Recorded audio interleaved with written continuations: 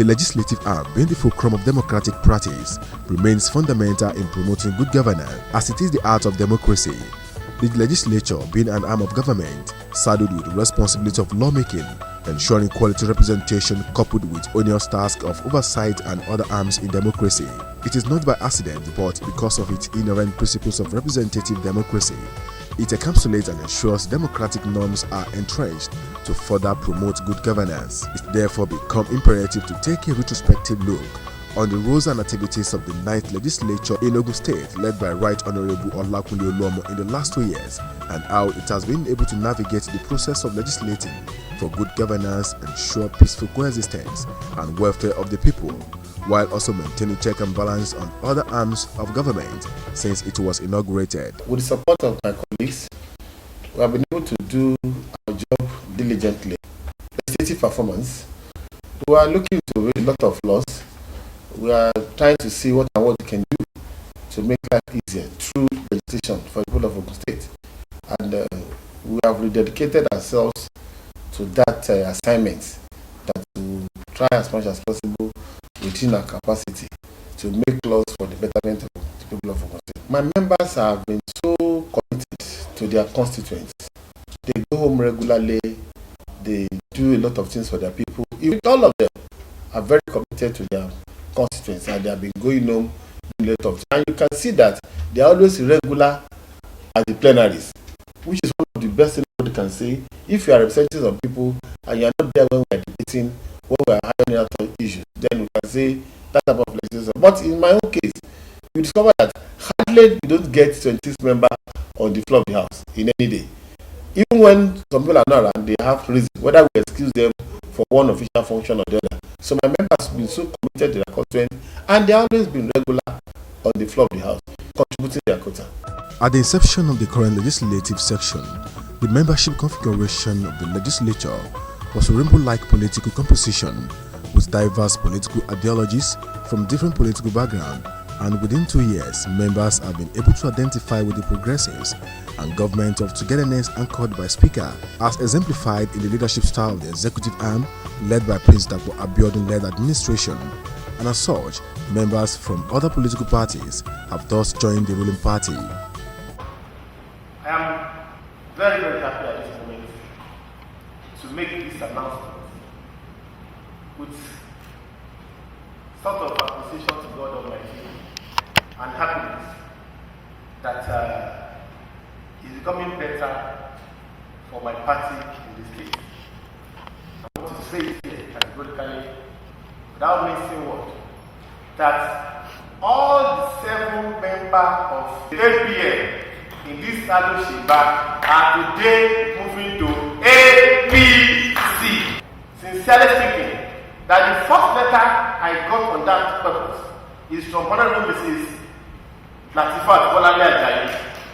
Then, most importantly, the headwire minority leader is now becoming a member of the ruling party in this house.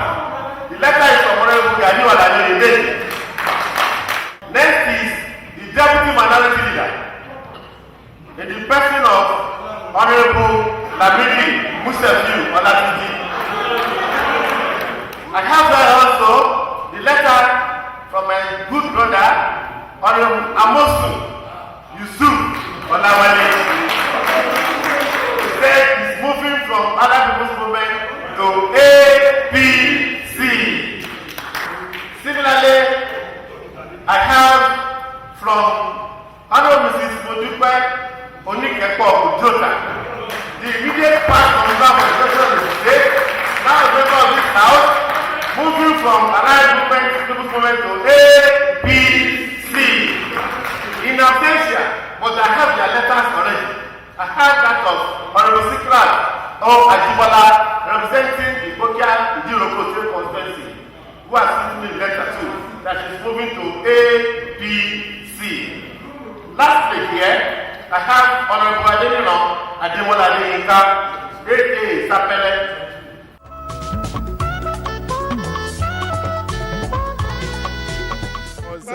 One in APC, and due to circumstances I have to use the APM platform, Okay, and now that with the situation presently, so I think it is the right time to come back home, to come back to my party, which is APC. There's a congruence of thought in how to advance the cause of the state, and that's what is in the best interest of the state and the good people of the state. You know, the APC party is my party. For some reasons, I just have to go to APM to get what I want. After, I have to back to my home. APC party is my home.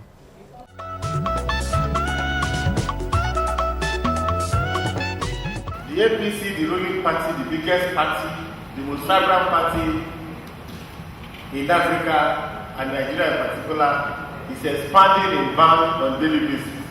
As today, this morning, it is my pleasure to read the letters of 3 members of the African Democratic Congress, ADC, on the floor of this house, that have made up their mind to join the best party in the world. And I have their letters that I will read as dots. This is from Honorable Akibade Jemili Adigun. I hereby write to inform you of my decision to move from African Democratic Congress ADC to the All Progressive Congress APC, followed by Honorable Aaron Abiodun. I write this letter to declare my intention to defect to the All Progressive Congress, the largest party in Africa. It is really a pleasure to join APC. The last one from Honorable Chief Adeyanju Adegoke Olushesi. I have the pleasure to inform you of my decision to defect from African Congress ADC to All Progressive Congress.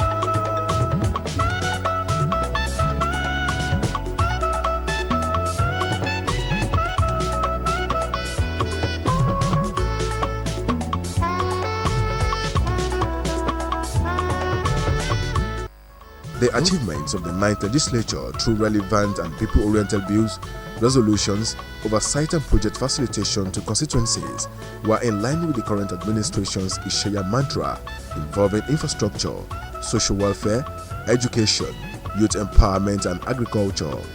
Consequently, the state lawmakers in their collective efforts since the inception of this legislative session have continued to work relentlessly on their core mandate of legislating for the benefit of the common man to further consolidate on the democratic gains of the people of the state. A review of the Assembly's activities for the period indicated that a total of 37 bills, which touched virtually all sectors of the state economy, have been passed in the last 2 years, with over 20 others being examined at various committee stages. Prominent amongst those passed within the period under review included the yearly appropriation bill, meant to ensure the day-to-day running of the government and execution of all the policies and programs of government leading to sustained developments. Among 37 bills passed are a bill of a law to amend Ogun State Public Procurement Law 2014, which is meant to aid accountability and prudence. It equally allows for competitive pricing under procurement process by all ministries, departments and agencies, MDAs, as well as promotion of financial prudence, proper record keeping, blocking leakages in line with the procurement process. Also, a bill for a law to amend the Ogun State Statistics Law 2012 was passed. This amendment to the previous law was meant to promote easy access to statistics data, thereby enhancing good planning in governance, while ensuring some level of independence for the Bureau of Statistics to aid its operations. The implementation would allow for accurate gathering of data and statistics, thereby providing a more viable economic index to attract more foreign and local investors into the state.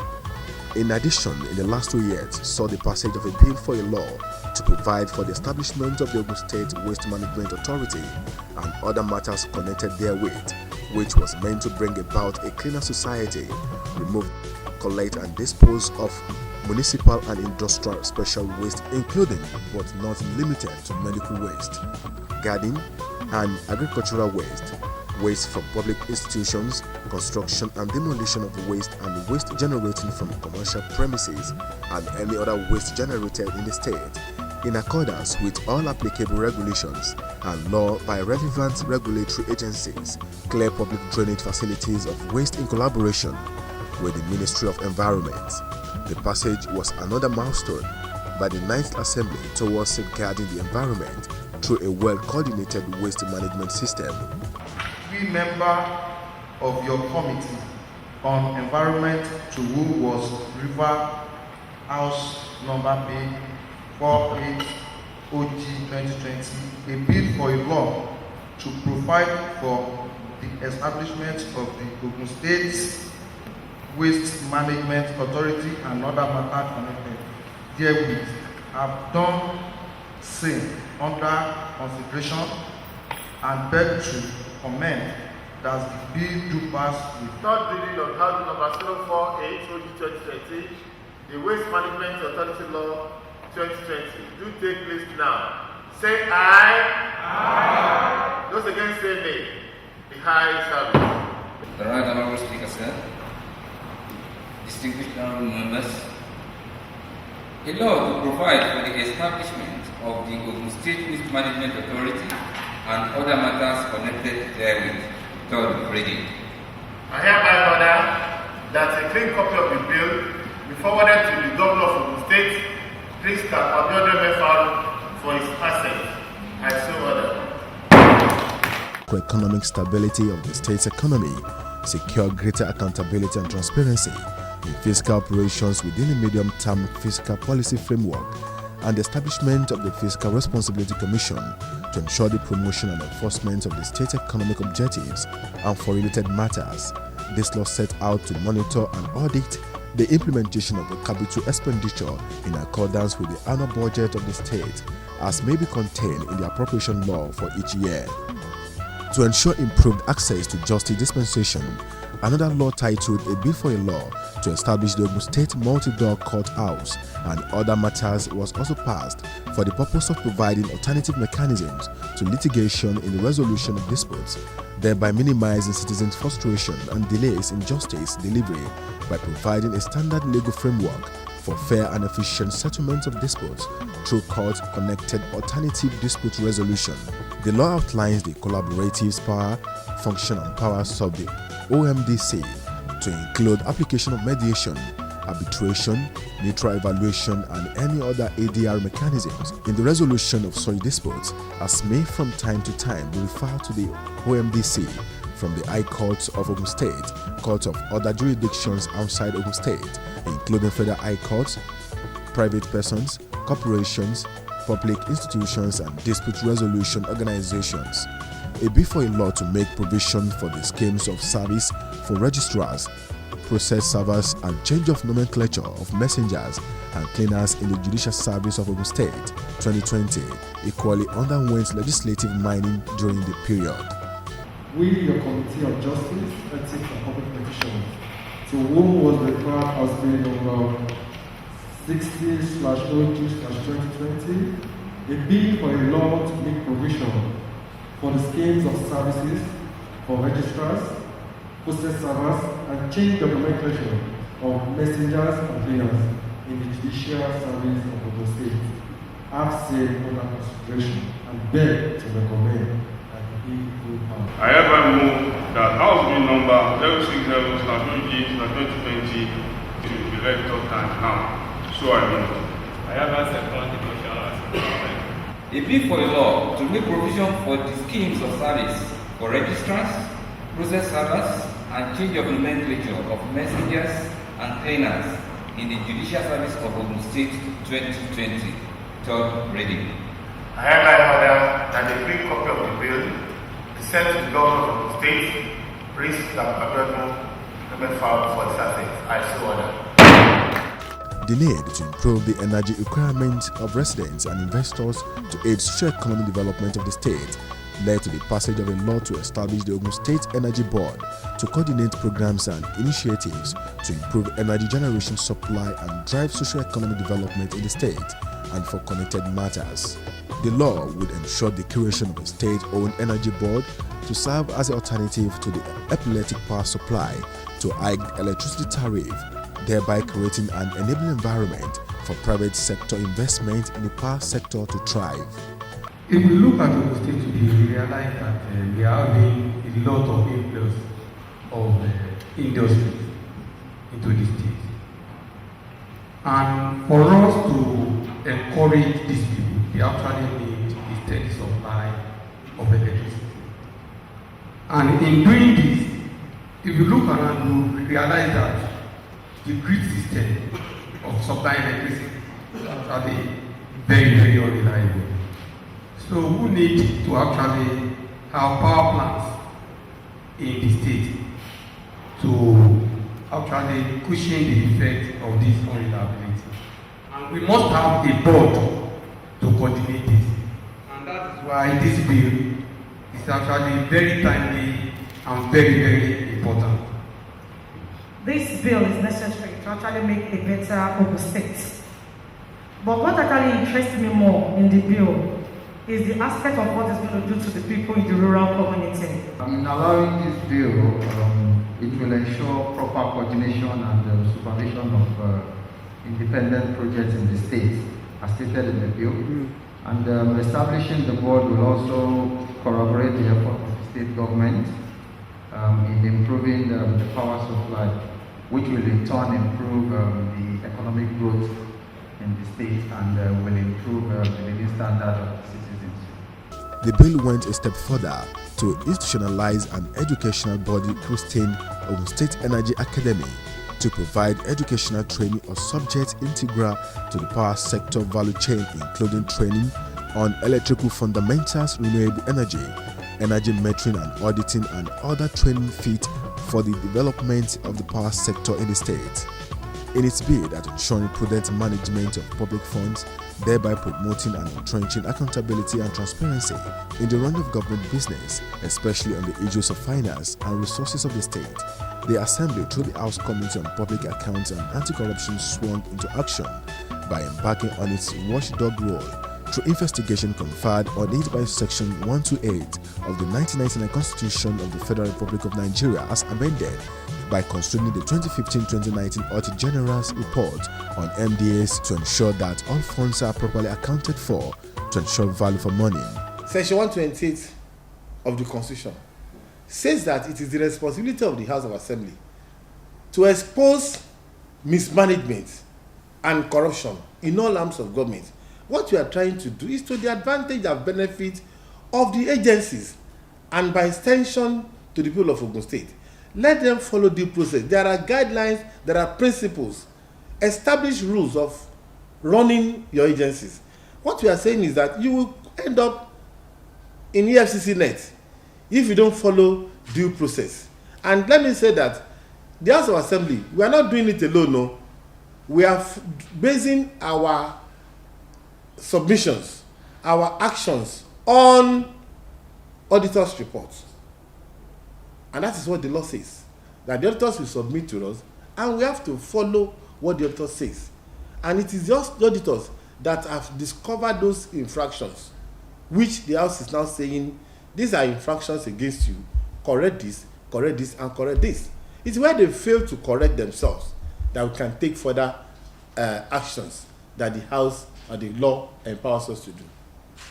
The exercise was meant to create an avenue to point out the need for MDAs to always respond swiftly to audit queries and avoid any form of financial misconduct and other violations of principles of accountability and transparency in order to promote accountability in the running of government business.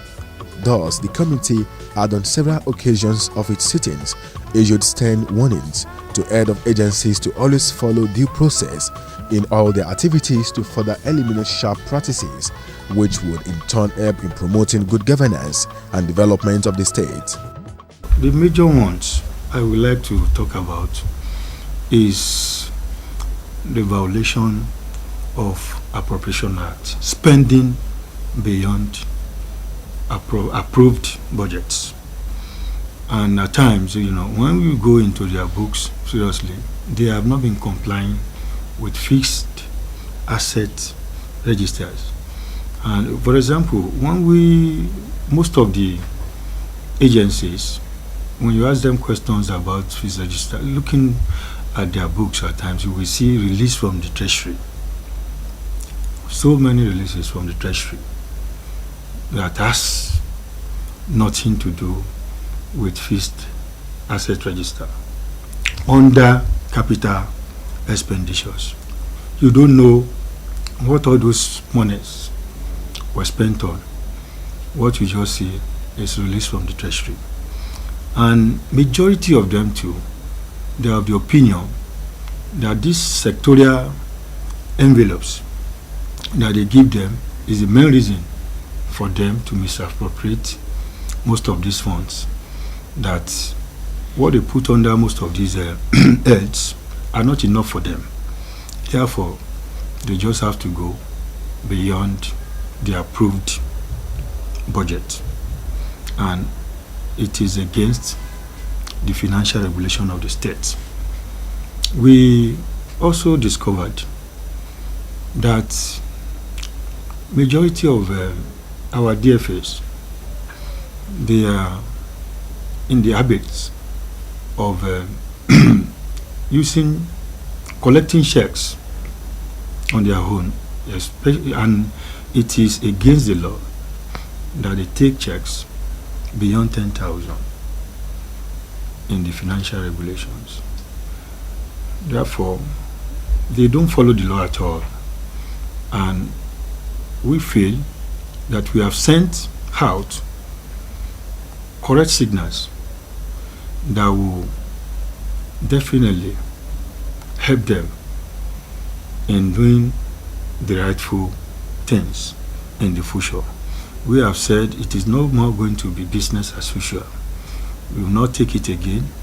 From next year, when we'll be considering their reports, appropriate penalties and punitive measures will be taken against any officials who must have violated in one way or the other the financial regulations and IPSAS, International Public Sector Accounting Standards. On human capital development, the 9th Legislature in the last 2 years had put in place various trainings on legislative business, both local and foreign, for members and staff of the House of Assembly. To the glory of God, I said I'm going to take care of the welfare of members without and cooperate with the executive without compromising the autonomy, the independence of the legislature. I think I have done that to the best of my ability. I promise training for my members and my staff. We had local traveling, we had international traveling, all that are tailored towards training. Like the training we had abroad, we went to British Parliament for parliamentary training and so on. My members of staff, when I came, I told them we are going to give them the opportunity to access petty loan to sustain them within the 30 days of their payment. That has been going on. Any staff that is in need of any short, little money, when salary is yet to come, they have access to it. We have opened a mat for our staff to come and buy provisions, household utensils, equipment, items that they needed at control price. So we have done that to make life comfortable for our members of staff as well. So I think to the glory of God, I've been able to do a little bit within my capacity. It is pleasing to proceed that as the House rolls out the drum in commemorating of our second anniversary, it is worthy of note that it has raised the bar of performance in legislative responsibility and quality representation in tandem with the policies of government to improve economic development, revamp the financial base of the states.